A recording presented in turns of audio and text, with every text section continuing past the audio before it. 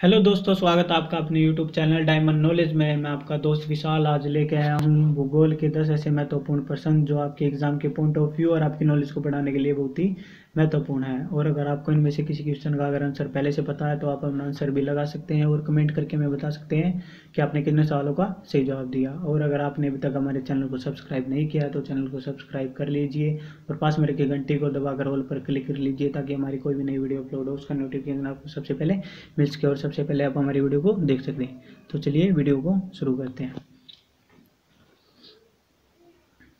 तो दोस्तों इसमें जो पहला क्वेश्चन है वो है उत्तर पश्चिमी पवनों के कारण भारत में क्या होता है।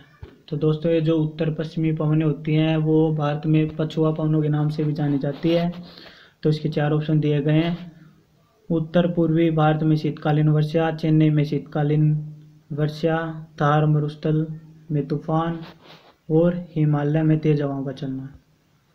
तो दोस्तों इसका जो सही आंसर हो जाएगा वो हो जाएगा बी, चेन्नई में शीतकालीन वर्षा। दोस्तों जो उत्तर पश्चिमी पवन है उसके कारण चेन्नई में शीतकालीन वर्षा शुरू हो जाती है।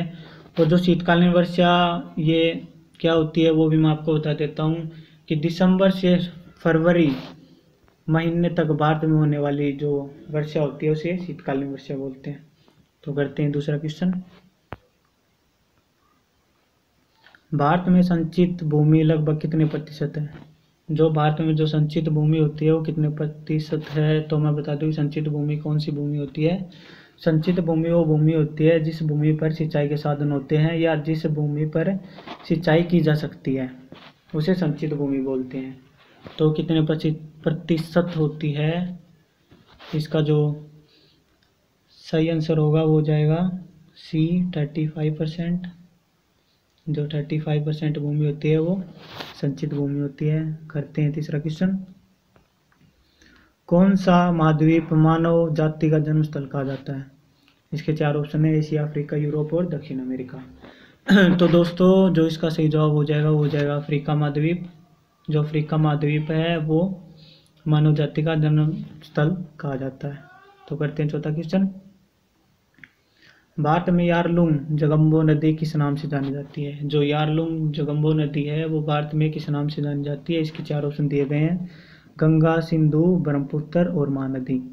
तो दोस्तों अगर आपको इसमें किसी क्वेश्चन में से अगर आपको पहले से इसका आंसर पता है तो अपना आंसर भी आप लगा सकते हैं और हमें बाद में कमेंट करके ज़रूर बताना कि आपको कितने क्वेश्चनों का पहले से पता था।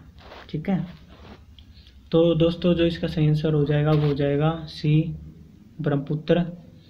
जो ब्रह्मपुत्र जो नदी है वो भारत में यारलुंग जगदम्बो नदी के नाम से जानी जाती है। और दोस्तों क्वेश्चन ऐसे भी आ सकता है कि ब्रह्मपुत्र नदी है वो भारत में किस नाम से जानी जाती है। तो अगर यारलुंग जगदम्बो नदी अगर उसमें होगा ऑप्शन तो आप लगा सकते हैं।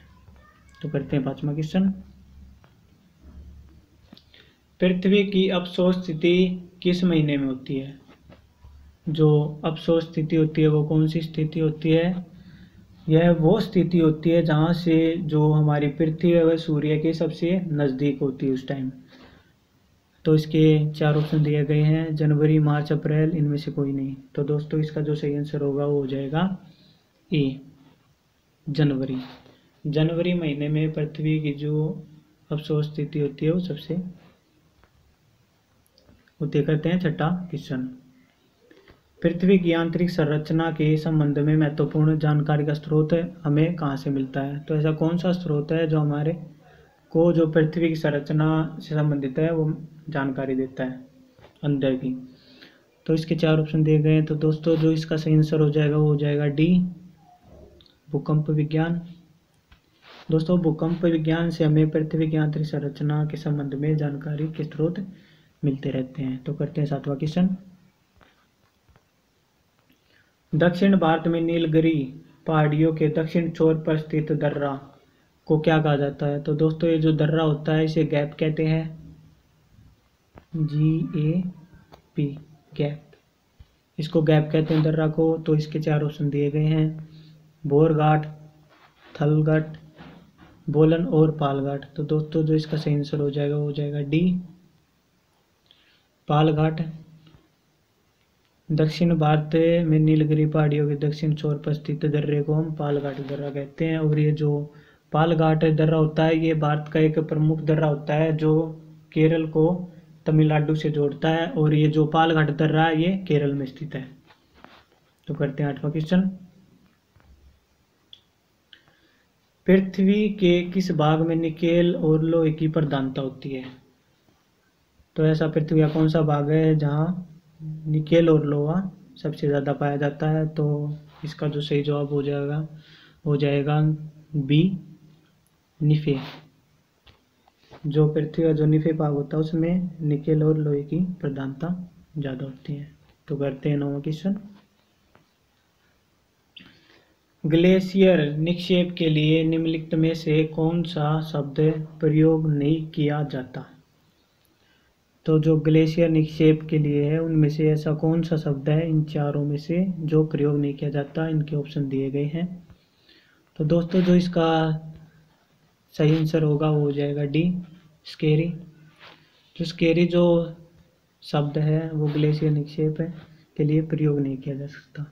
तो करते हैं 10वां क्वेश्चन। आलमटी बांध किस नदी पर स्थित है? जो अलमटी बांध होता है वो किस नदी पर स्थित है? तो इसके 4 ऑप्शन दिए गए हैं। कृष्णा नदी, कावेरी नदी, तुंगभद्रा नदी और मलप्रभा नदी। तो दोस्तों जो इसका सही आंसर हो जाएगा वो हो जाएगा ए, कृष्णा नदी। जो आलमटी बांध है वो कृष्णा नदी पर स्थित है। और जो इसकी लंबाई होती है वो होती है